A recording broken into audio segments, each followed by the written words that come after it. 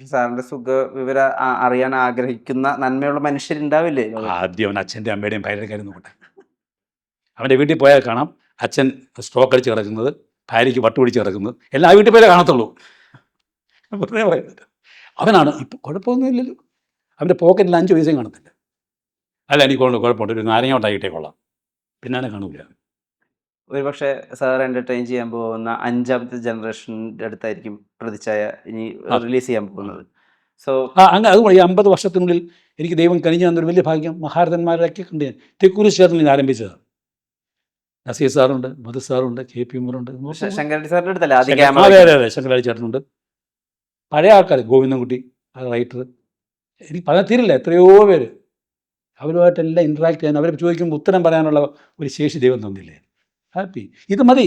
ഇനി മത്സരിച്ചങ്ങ് pan Indian അതൊന്നും പ്രശ്നമൊന്നുമില്ല. അത് ബോണ്ടൊരു പോട്ടെ, ഇത് കാണാനും ആൾ വേണ്ടേ, ആ കൂട്ടത്തിൽ ഇരുന്നോളാം.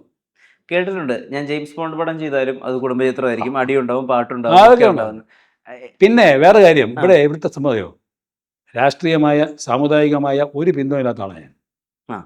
I leave on my name and I am proud about it. മതി. എന്ന് വന്നാൽ ഇതിനപ്പുറമൊന്നും പോകാൻ പറ്റുകയില്ല.